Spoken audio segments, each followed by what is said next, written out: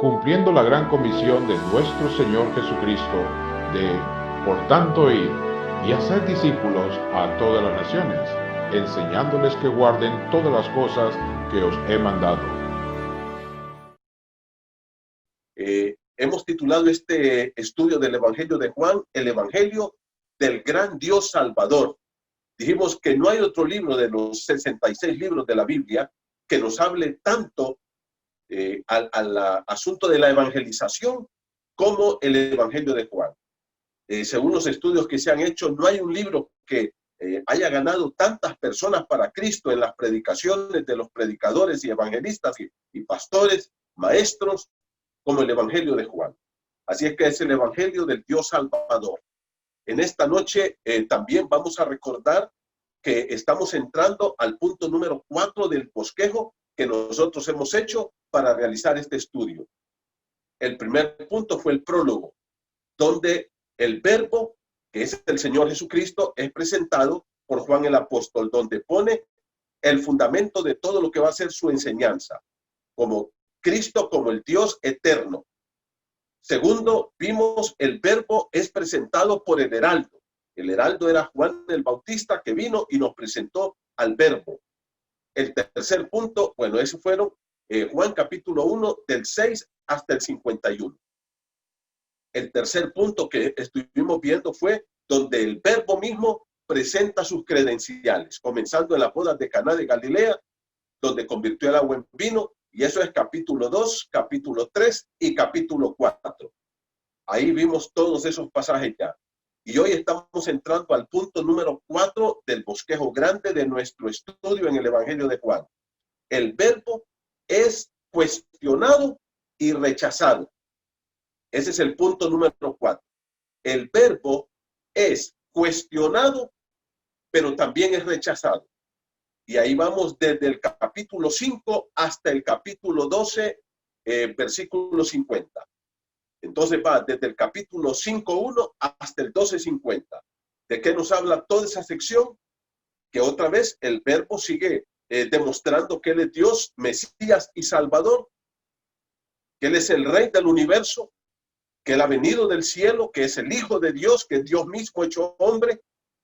Pero entonces empieza a partir del capítulo 5 un rechazo.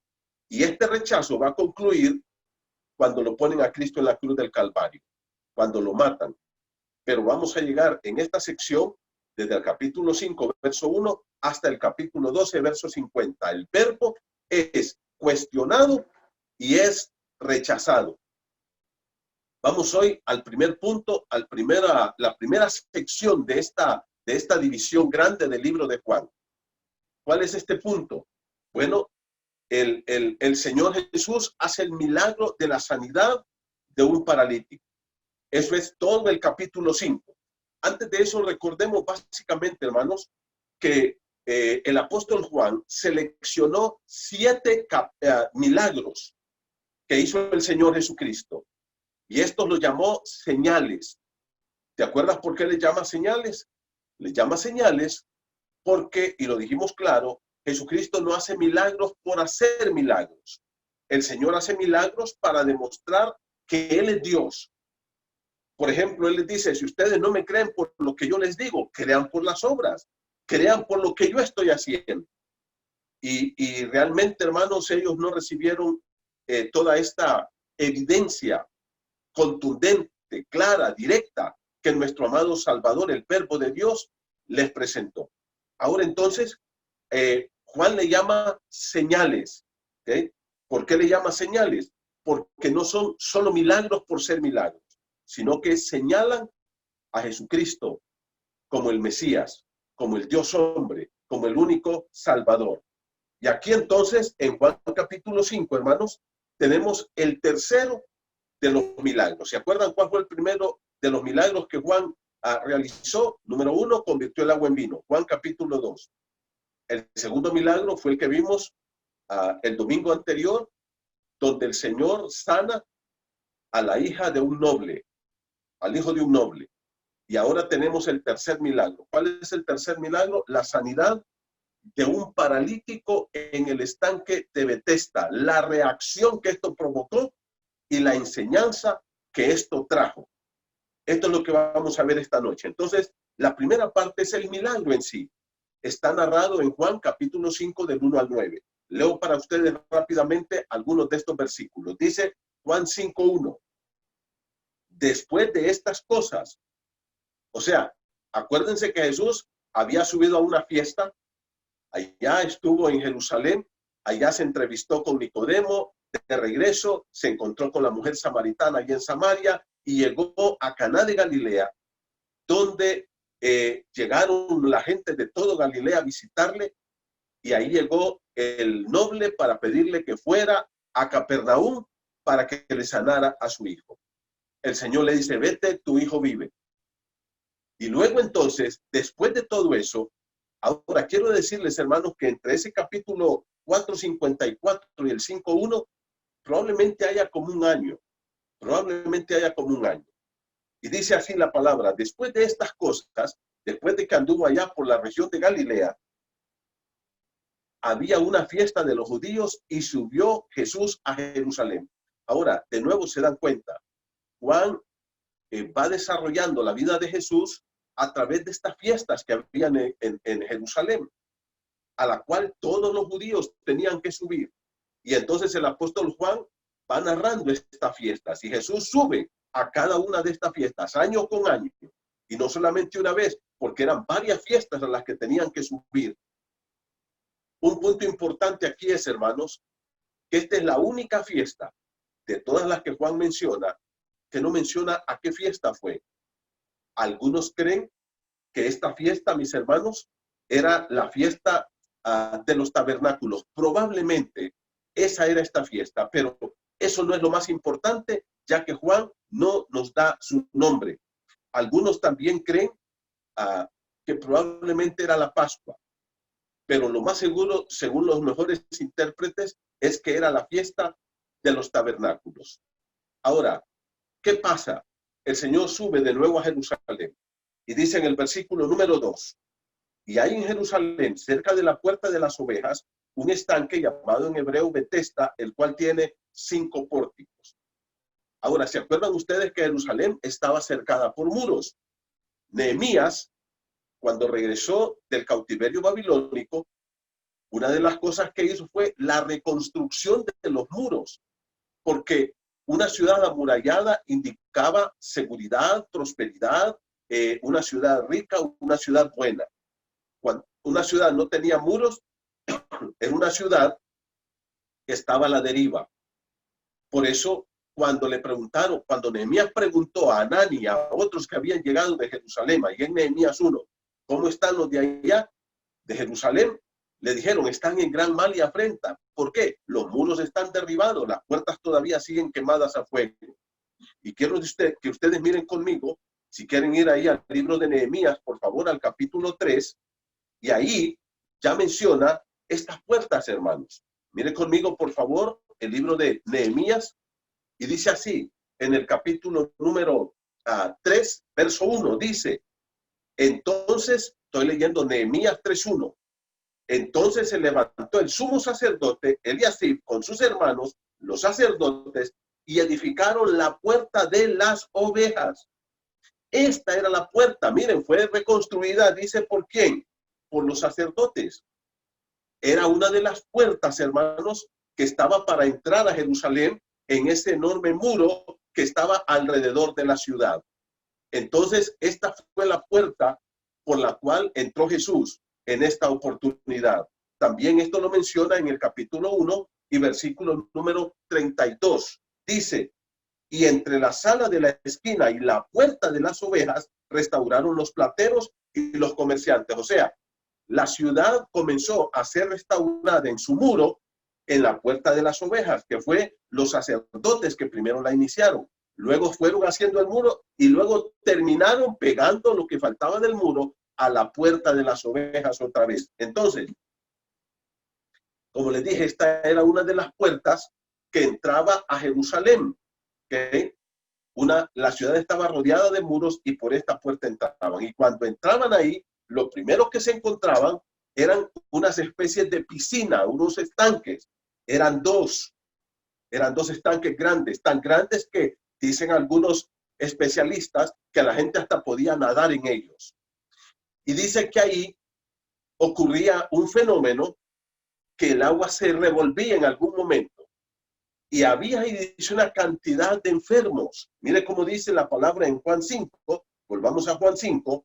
Dice, versículo número 3, y hacía una multitud de enfermos, ciegos, cojos y paralíticos. Y dice que cuando aquel fenómeno ocurría ahí en ese estanque o en esas piscinas, vamos a decir, dice que el primer enfermo que caía era sano de cualquier enfermedad que tuviese. Por tanto, ya me imagino la cantidad de personas que estaban ahí esperando que el agua se moviera. Primero, con una tensión ahí sin dejar de mirar, porque en cualquier momento ocurría eso y ¡pum!, se tiraban. Y el primero que entraba se sanaba. Ahora, hermanos, este estanque dice que se llamaba Betesda.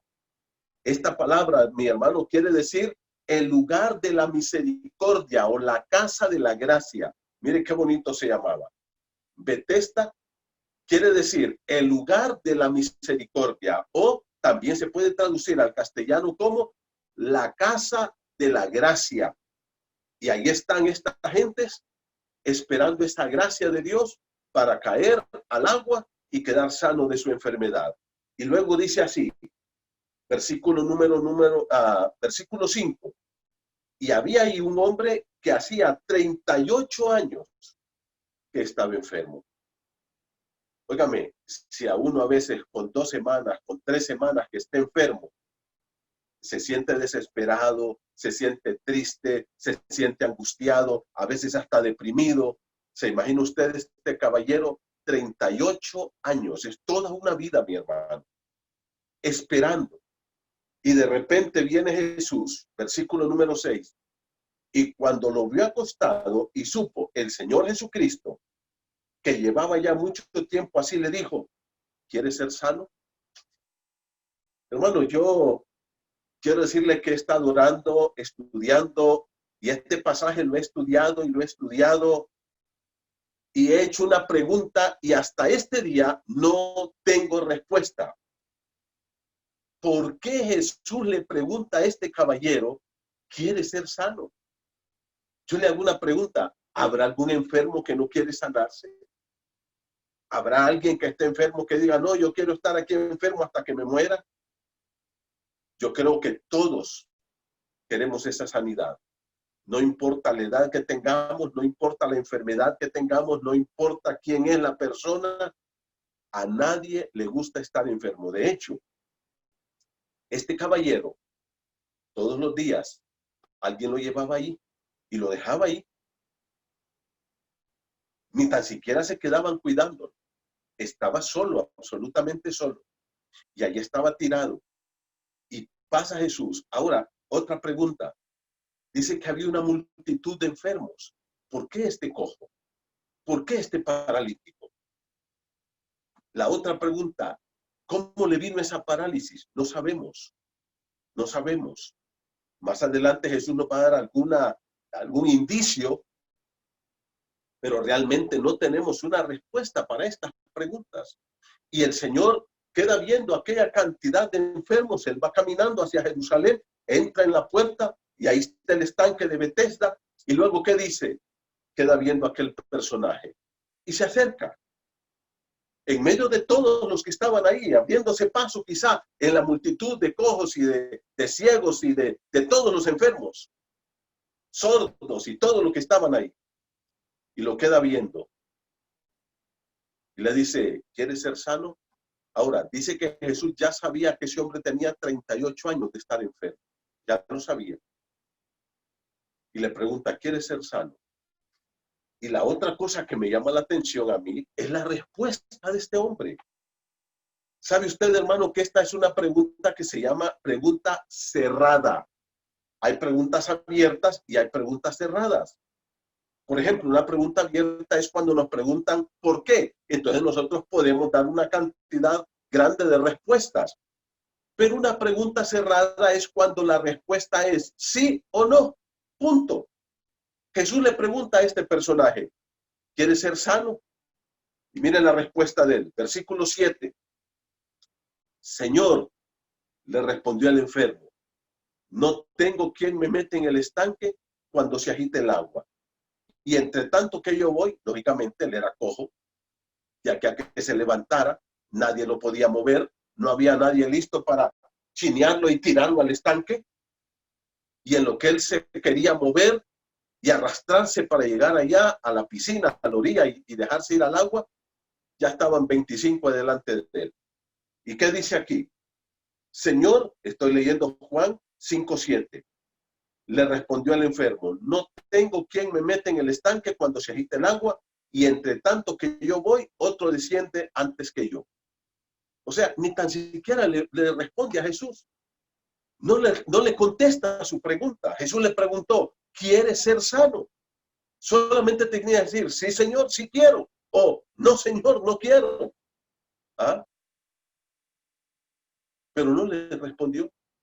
Y empezó a dar una serie de explicaciones que no tenían sentido. Así hay mucha gente.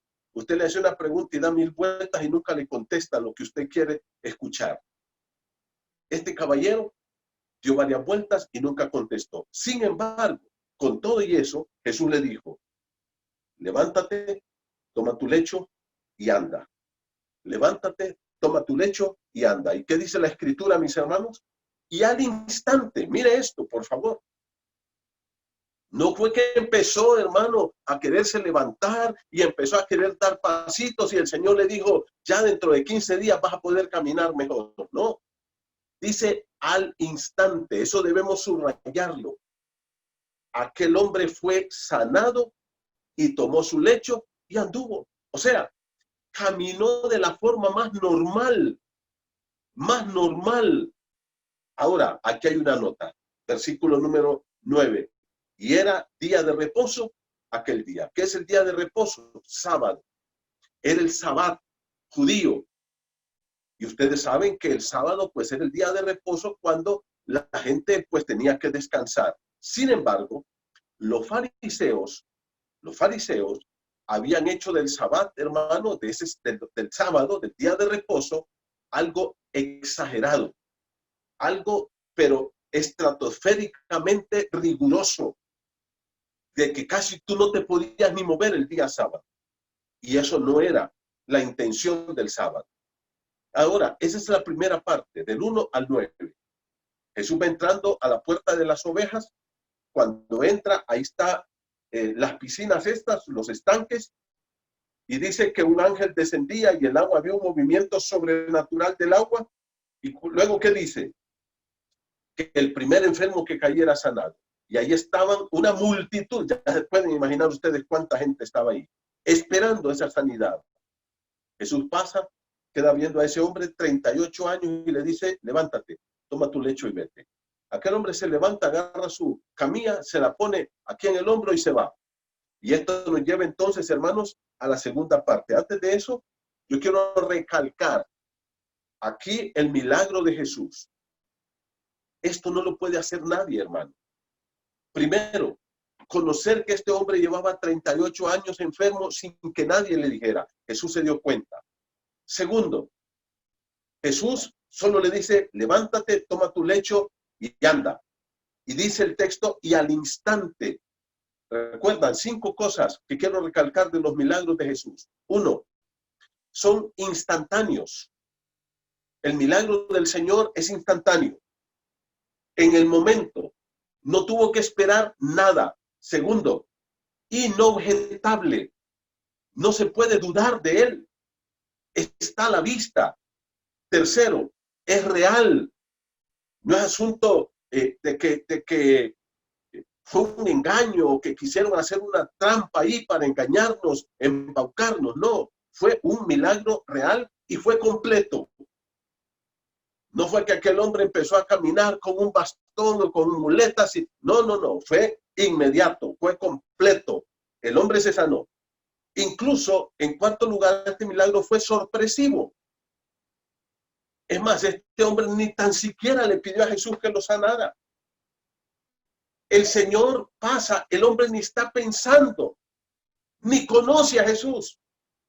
Ya lo vamos a ver en unos minutos. Ni conoce a Jesús. Fue sorpresivo.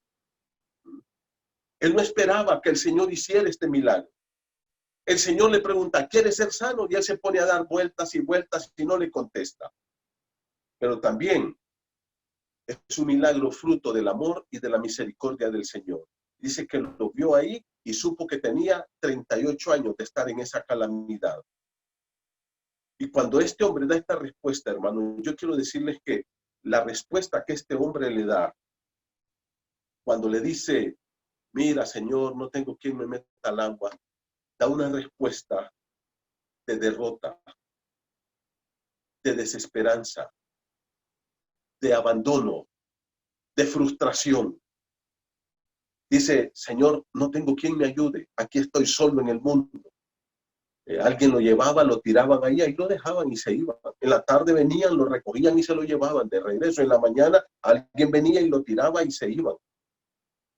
¿Qué quiere decir esto? La respuesta de este hombre es una respuesta de desesperanza, es una respuesta de frustración, es una respuesta donde este hombre dice, Señor, aquí voy a estar toda mi vida, aquí me voy a morir.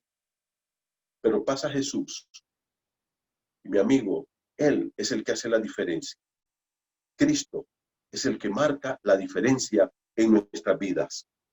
Cuando nos encontramos con Jesús, algo tiene que pasar. Tu vida y mi vida no pueden seguir igual. Cristo es el que marca, hace un quiebre en nuestra vida. Por eso a mí me asusta mucho gente que dice que ha recibido a Cristo, que ha confiado en Cristo y tiene vidas tan miserables. Y no hay cambios. Y siguen esclavos de sus mismos pecados. Y siguen ahí en una vida de desesperanza, de amargura, de frustración, de dolor. Y yo digo, entonces, ¿qué está haciendo Cristo en la vida de estas personas? ¿Qué esperanza ha traído Cristo? ¿Qué cambio ha traído a la vida de estas personas? Este hombre, 38 años, de estar ahí esperando por ese milagro y no ocurría. Pero ese día ocurrió. ¿Cuál fue la diferencia? Pasó Jesús. Jesús lo vio. Jesús hizo el milagro en su vida. Ahora, esto nos lleva a la segunda parte de este pasaje. Lo importante del día y no el milagro de amor. Y aquí viene lo triste, hermanos. Los religiosos del tiempo de Jesús, para ellos lo importante era el día de reposo, el milagro no. Mire conmigo, por favor. Capítulo número 5, verso 10. Vamos a leer la palabra. Juan 5:10. Entonces los judíos, por favor, hermanos, subraye cuando encuentre esta palabra, los judíos, no es toda la nación. En este momento los judíos se refiere a los líderes políticos y religiosos de Israel. Para hablar con nombres, Anás y Caifás. Acuérdense que Caifás era el presidente del Sanedrín, que era la élite gobernante. Los fariseos o los saduceos, que era el grupo más grande, y los fariseos también. A ellos se refiere cuando dicen los judíos, a los líderes. Claro, están ahí caminando, van hacia el templo. Y ahí estaban los estanques, estas dos piscinas que estaban ahí. El hombre agarra su camilla y comienza a caminar. Y ahí estaban porque iban hacia el templo. Y lo quedan viendo y le dice, muchacho, mira el versículo 10. Es día de reposo, no te es lícito llevar tu lecho. No se te permite eso. Les digo, hermanos, los judíos, estos líderes, malos líderes espirituales, habían hecho una esclavitud del pueblo. Y el pueblo, nadie podía hacer nada. Y luego dice, él le respondió, el que me sanó, él mismo me dijo, toma tu lecho y anda. Y entonces le preguntaron, ¿quién es el que te dijo, toma tu lecho y anda? Esta pregunta lleva la idea de, tenemos que juzgar a esa persona, porque no te es lícito llevar tu lecho. Tú no puedes hacer esto. Te está prohibido hacerlo. ¿Y qué pasó, mi hermano? El hombre le dijo, mira lo que le dijo. Estoy leyendo en el versículo 13, y el que había sido sanado no sabía quién fuese. O sea, ni tan siquiera había conocido a Jesús, ni sabía quién era Jesús. El hombre estaba ahí sin esperanza. Y le preguntan, ¿y quién es el que te dijo, toma tu lecho y anda? ¿Y qué dice la Escritura? El hombre no lo sabía. ¿Y cuál es el punto aquí, mi hermano? Esta gente se enfurece contra Jesús. Y aquí viene un punto que me da más tristeza todavía. Y es la traición de este hombre sanado. Dice el versículo número 13. Y el que había sido sanado no sabía quién fuese, porque Jesús se había apartado de la gente que estaba en aquel lugar.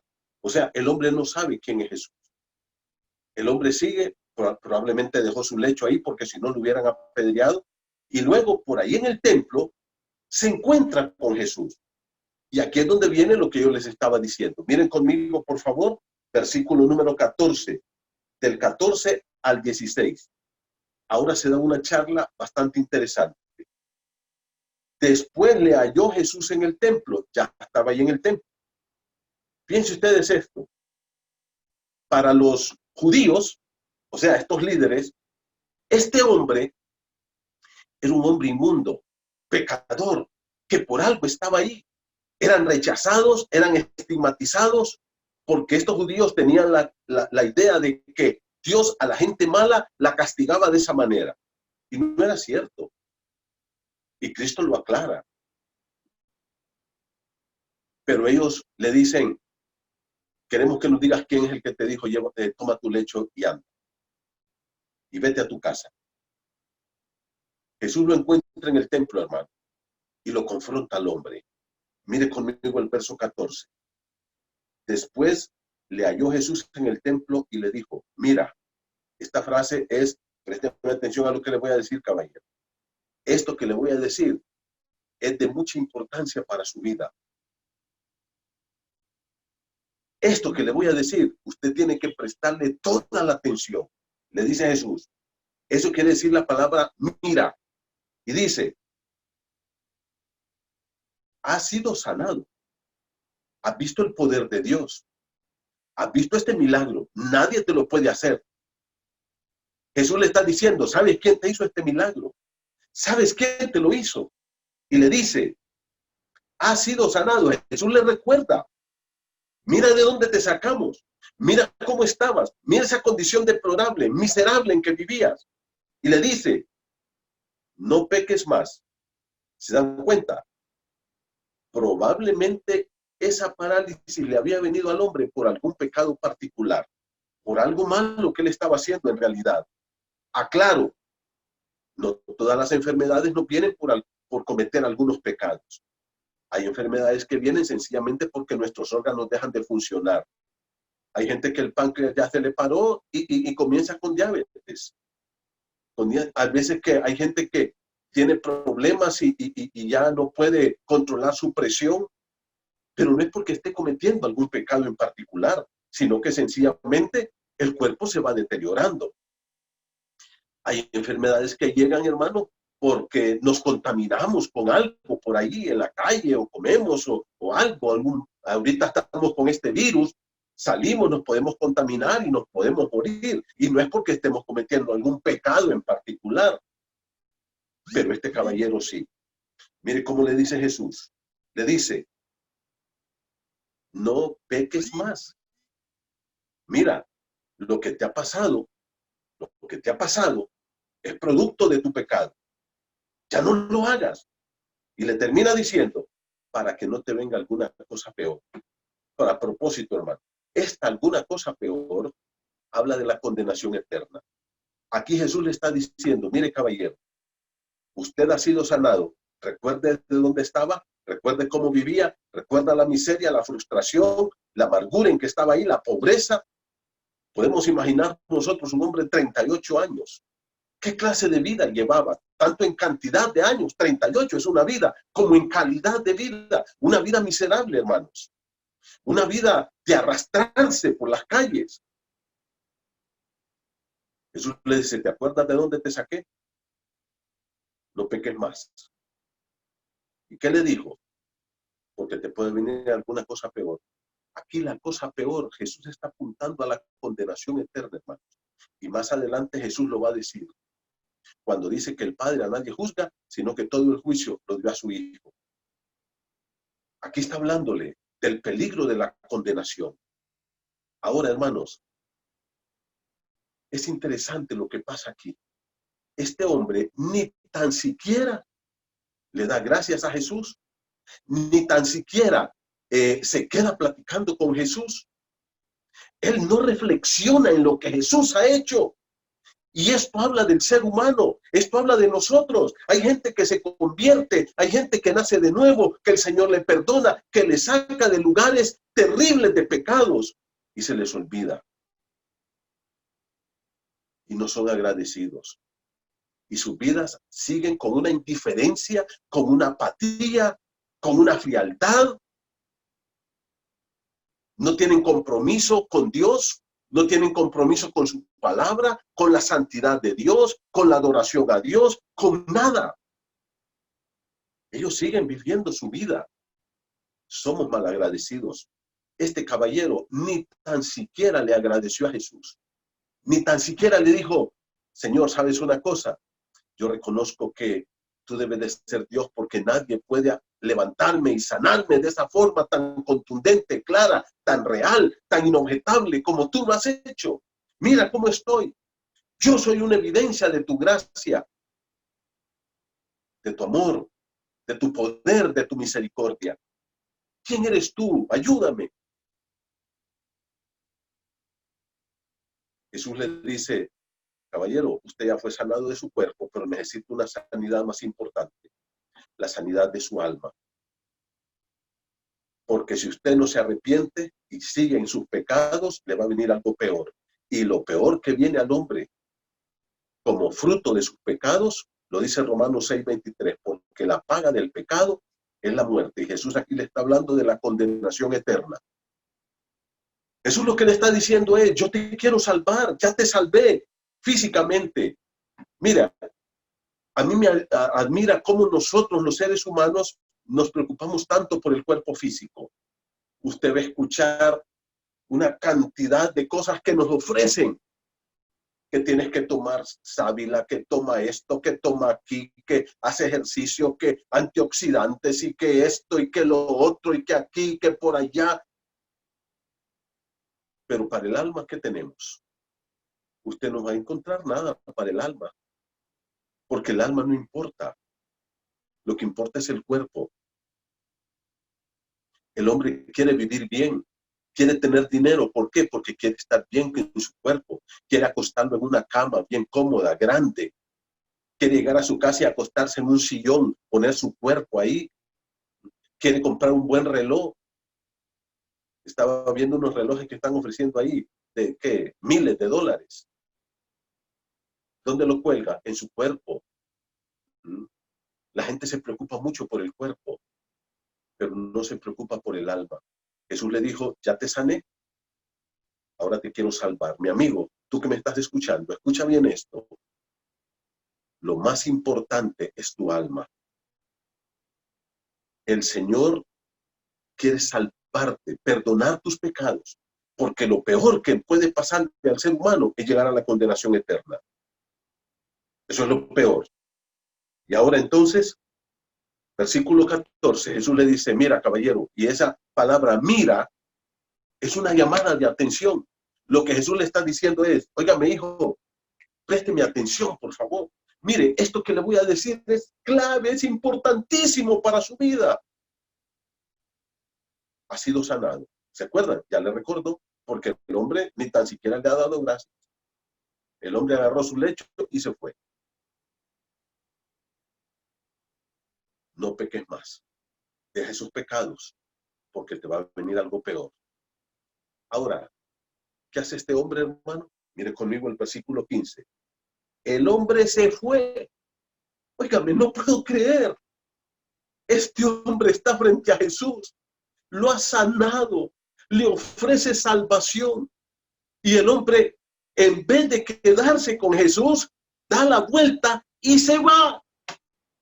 Y mire cómo dice el verso 15. Y dio aviso a los judíos, en vez de quedarse con Jesús, se va con los enemigos de Jesús. Se va con los enemigos de Jesús. Y dice, versículo 15, el hombre se fue y dio aviso a los judíos que Jesús era el que le había sanado. Ahora, ¿por qué se va? No sé si fue que aquellos lo amenazaron, les tenía miedo, quería quedar bien con ellos. La razón que fuese, el hombre tomó la peor decisión de su vida: darle la espalda a Jesús. ¿Sabe que ni tan siquiera, dice Juan, que le contestó? Ni tan siquiera le preguntó, ¿quién eres tú, maestro? Es cierto, estoy impresionado con lo que has hecho. Me sanaste. Tienes que ser alguien especial. Nada. El hombre no habla nada. No le dice nada, ni una palabra. Le dice este hombre a Jesús, ni un gracias. Y se va con sus enemigos. Y le dice, hey, ya sé quién me sanó. Y le preguntan, ¿y quién te sanó? Jesús me sanó. Y ahora miren lo que dice el verso 16. Por esta causa, cuando el hombre fue a declarar que Jesús le había sanado, perseguían a Jesús y procuraban matarle. ¿Se dan cuenta? La oposición hacia Jesús comienza a fraguarse. ¿Por qué? Primero dice, porque hacía estas cosas en el día de reposo, el día sábado. Esta gente está más empecinada en cuidar un día que en la gracia y en la misericordia de Dios. Esta gente está más empecinada en su religiosidad que en la gracia y en el amor de Dios. Ellos no están alegres porque el hombre estaba sano. Ellos no están alegres porque el hombre ahora es un hombre productivo, es un hombre que se mueve, es un hombre que puede colaborar, es un hombre que puede trabajar. No, no, a ellos no les importa eso. Les importa la religiosidad. Como consecuencia, dice, lo vamos a matar, porque este está quebrantando el día de reposo. Y entonces aquí viene la tercera parte. La primera parte, ¿cuál fue? El milagro en sí. La segunda parte, la reacción. ¿Cuál fue la reacción? Uno, del sano, del hombre que fue sanado, darle la espalda a Jesús. Y de los enemigos de Jesús, hacer un plan para matar a Jesús. Y comienza a fraguarse una hostilidad, comienza a fraguarse un rechazo hacia Jesús que lo va a llevar a la cruz del Calvario al final de su vida. Lo van a matar. Desde este momento empiezan a decir, hay que ver cómo lo matamos a este. Y entonces viene Jesús y esto nos lleva a la tercera parte. ¿Cuál es la tercera parte? El Hijo y el Padre trabajan de manera mancomunada o de manera unida. Es del versículo número aquí 17 en adelante. Y vamos a ver algunas partes. Y quiero que avancemos ahorita en esto. Y Jesús le respondió, versículo 17. O sea, Jesús se dio cuenta de lo que estaba pasando. Jesús les oyó. Y entonces él les dijo, mi Padre hasta ahora trabaja y yo trabajo. Y aquí viene otra reacción.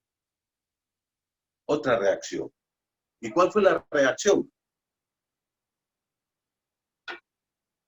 Miren lo que dice el versículo número 18. Por esto los judíos, otra vez los judíos, los líderes religiosos y políticos de Israel, aún más procuraban matarle. ¿Se dan cuenta?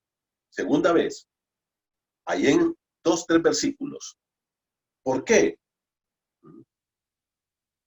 No solo porque quebrantaba el día de reposo, sino que también decía que Dios era su propio Padre, haciéndose igual a Dios. O sea, ellos no se perdieron. Ellos entendieron. Cuando Jesús dijo, versículo número 17, mi Padre hasta ahora trabaja y yo trabajo. Ellos entendieron que Jesús no estaba usando esta frase de la forma en que ellos la usaban, o como tú y yo la usamos cuando oramos que decimos, Padre, ayúdame. No. Aquí dice que ellos entendieron que lo que Jesús les decía era que Él era Dios. Ellos sí lo entendieron. El problema es que no lo aceptaron. Ellos entendieron que Jesús, Él era Dios, pero ellos lo odiaron y no lo aceptaron como su Mesías Dios. Lo rechazaron completamente. Y entonces, hermanos, aquí Jesús dice, versículo número 17, mi Padre hasta ahora trabaja y yo trabajo. Ahora la pregunta es, ¿en qué trabaja Dios? Y hemos estado pensando en esto, hermanos. Y miren, cuando pensamos en el trabajo de Dios, es increíble lo que Dios hace. Por ejemplo, el cuidar cada pájaro que está aquí, el cuidar todos los cultivos que germinen, el cuidarte a ti y a mí, el protegernos, el proveernos, el ayudarnos, el levantarnos, el restaurarnos a cada ser humano de esta humanidad, pero sobre todo, mi hermano, el trabajo, y esto lo vamos a ver aquí en los últimos versículos, es la salvación del ser humano. El trabajo de Dios es salvar al hombre. El negocio de Dios son las almas. Dios está más interesado en la salvación del hombre que todo mundo. Y ahora entonces el Señor dice, hasta ahora mi Padre trabaja y yo trabajo. Yo quiero que ustedes miren entonces que ellos dijeron, hay que matarlo. Primero, porque quiebra el día de reposo, lo quebranta, lo viola. Y segundo, porque es un blasfemo. Porque él siendo hombre dice que es Dios y se hace igual a Dios. Ellos entendieron la enseñanza de Jesús, pero lo rechazaron, no lo aceptaron. Versículo 19 en adelante, entonces, Jesús les explica, desde aquí hasta el final del capítulo, ¿por qué Él es Dios? ¿Por qué Él es Dios? Versículo número 19, respondiendo entonces Jesús les dijo, de cierto os digo. Y aquí, hermanos, hay por lo menos tres cosas que yo quiero que miremos. Primero, un trabajo o un amor perfecto, eterno y único entre el Padre y el Hijo. Primera cosa, miren lo que dice el versículo 19. Respondió entonces Jesús y les dijo, de cierto os digo, no puede el Hijo hacer nada por sí mismo, si no ve al Padre, porque todo lo que el Padre hace, también lo hace el Hijo igualmente. Porque el Padre ama al Hijo y le muestra todas las cosas que él hace, y mayores obras que éstas le mostrará, de modo que vosotros os maravilléis. Primero, Jesús habla de un amor eterno entre el Padre y el Hijo, un amor perfecto. Y dice, este amor es inalterable entre el Padre y yo, y es eterno. Segundo, son los únicos que tienen el poder de dar vida. Mire conmigo, por favor, versículo 21. Jesús está demostrándoles que Él es Dios mismo y que Él es el Salvador que ellos han estado esperando. Primero les dice, hay un amor eterno entre el Padre y yo. Segundo, tenemos poder de dar vida, los dos al mismo nivel. Versículo número 21, porque como el Padre levanta a los muertos y les da vida, así también el Hijo a los que quiere la vida. Mira, Jesús le dice, yo tengo poder de dar vida. Yo soy igual a Dios. El Padre le da vida, yo también doy vida. El Padre me ama y yo amo al Padre. Estamos en el mismo nivel, en un amor inalterable, eterno y perfecto. Pero hay una cosa más, no solamente el poder de dar vida, sino que Cristo es constituido juez al mismo nivel de Dios. Versículo número 22, porque el Padre a nadie juzga, sino que todo el juicio ha dado al Hijo. ¿Qué dice? El Padre dice, se ha hecho a un lado en el concepto de juzgar. Acuérdense que el juez perfecto es Dios. Y ahora, ¿qué dice Jesús? Ahora Él me ha permitido a mí que ejecute todos los juicios suyos. Él y yo somos los jueces, pero yo soy el que me voy a sentar a juzgar. Soy igual que Dios en el juicio que yo voy a hacer. Ahora, ¿por qué esto, hermano? Porque los dos tienen el mismo propósito. En cuarto lugar, primero, ¿qué dijimos, hermano? Que hay un amor eterno y perfecto entre el Padre y el Hijo. Un trabajo mancomunado de amor eterno. En segundo lugar, tienen el poder de dar vida a los dos. En tercer lugar, tienen el poder de ejecutar juicio. El juicio, Jesús ha sido constituido como el juez. El Padre lo ha constituido como el juez. Y por último, mira aquí en el versículo número 23, para que todos honren al Hijo como honran al Padre. Los dos deben de recibir la misma honra. ¿Sabe por qué? Porque los dos son Dios y tienen que ser honrados igualmente. Jesús dice, el Padre quiere que todos honren al Hijo, así como lo honran a Él, porque Él es Dios. El que no honra al Hijo, no honra al Padre que le envió. Ahora, hermano, cuando el Señor dice esto, ahora pasa a un segundo nivel, a un segundo plano. Primero habló de su igualdad con el Padre. ¿Se acuerda de que aquellos lo quisieron matar porque entendieron que Él decía que era Dios? Y Jesús les dice, sí, tienen razón, yo soy Dios. Nos amamos con amor eterno con el Padre y trabajamos juntos en este amor eterno. Le damos vida a los que queremos, juzgamos y los dos somos honrados de la misma manera. ¿Qué dice Jesús? Yo soy Dios. Y esto entonces Jesús lo lleva al otro plano. Y del versículo número 24 nos va a hablar de esa salvación tan grande. Nos va a hablar entonces, queridos hermanos, que los dos, el Padre y el Hijo, trabajan juntos en la salvación del ser humano, en la redención del hombre, para perdonar al hombre. ¿Y qué dice aquí? Versículo 24, de cierto os digo, el que oye mi palabra y crea al que me envió, tiene vida eterna y no vendrá condenación, mas ha pasado de muerte a vida. Qué hermoso lo que dice Jesús. Yo creo que este es uno de los versículos más maravillosos que todos nosotros podemos memorizar. Juan 5:24. El que oye mi palabra y crea al que me envió. Mire, el Padre me envió. El que oye mi palabra, dijo Jesús, y crea al que me envió. Los dos estamos trabajando para la salvación de la humanidad. Ahora, mis queridos amigos, hay muchas voces que están hablando y hablando por ahí. A veces hay voces de religiosos, por ahí tienen líderes espirituales, el Dalai Lama y este y lo otro, y algunos místicos que aparecen por ahí, algunos mesías que aparecen por ahí. No escuches eso. Dijo Jesús, el que oye mi palabra y cree al que me envió. En Hebreos 1:1 dice, Dios, habiendo hablado muchas veces, de muchas maneras, en otro tiempo a los padres por los profetas, en estos postreros días nos ha hablado por el Hijo.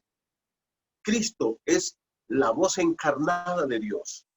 Y Él dijo, el que oye mi palabra, Él quiere que tú escuches lo que Él dice. Dejemos de escuchar todos esos cantos de sirenas a nuestro alrededor. Deja de estar escuchando a los políticos, deja de estar escuchando a los religiosos. Escucha a Jesús, escucha la palabra que Él nos dejó. ¿Y qué dice? Me encanta cómo Jesús lo pone en el verso 24. Dice, de cierto os digo, que el que oye mi palabra, y aquí Jesús dice, amén, amén, de cierto, ¿sabe lo que quiere decir esta frase? No tengan duda de esto que les voy a decir. Esto es ciertísimamente cierto. ¿Y qué dice? El que oye mi palabra y cree al que me envió, tiene vida eterna. Si ustedes miran aquí, la vida eterna no es guardar el sábado. La vida eterna no es tener una religión. La vida eterna no es salirse de este grupo religioso e irse a meter a otro. Hay gente que me dice, no, pastor, que yo antes era católico, ahora soy mormón, o antes era mormón, ahora soy evangélico. Eso no te va a salvar. Tú puedes bautizarte en todas las religiones de este mundo y te vas a ir a la condenación eterna. Jesucristo dijo, oye mi palabra y cree. El creer es lo que te va a dar la vida eterna. Por eso este verbo es usado por lo menos 73 veces, van ya, aquí en el Evangelio de Juan. Que dice, creer es poner toda nuestra fe y confianza solo en Jesús para tener la vida eterna. Ahora, ¿qué ocurre con la persona que oye a Jesús y cree en Él? Mire cómo dice el versículo 24. El que oye mi palabra, presta atención a lo que Jesús dice. No a lo que dice la religión, ni este ni el otro, sino lo que dice Jesús. Y crea al que me envió. Primero, tiene vida eterna. ¿Ya te diste cuenta en qué tiempo está este verbo? Tiempo presente. No dice algún día va a tener la vida eterna. No, ya la tiene. Ya es suya. Esto implica que ya en este momento la vida eterna te pertenece. Segundo, dice, no vendrá a condenación. Este sí está en futuro. ¿Sabes por qué? Porque la condenación vendrá en el futuro. La persona que se va sin Cristo de este mundo va a ir a la condenación eterna. Pero la persona que muere con Cristo, recibiendo a Cristo y creyendo solo en Cristo como su Salvador, tiene vida eterna y no va a ir a condenación. Dice la palabra de Dios en Romanos 8:1, ahora pues, ninguna condenación hay para los que están en Cristo Jesús. Tercera cosa que dice Jesús para las personas que creen en Él. Uno, tiene vida eterna. Segundo, no hay condenación para Él. Y tercero, ¿qué dice? Y no más ha pasado de muerte a vida. Cristo dijo, versículos anteriores, yo puedo dar vida, puedo resucitar. Ahora Cristo te ofrece vida y vida en abundancia, una vida eterna, una vida eterna. Y cuando venga esa resurrección final, tú te vas a levantar, porque un día hay resurrección. Mire cómo termina este pasaje aquí, y voy a llegar hasta acá.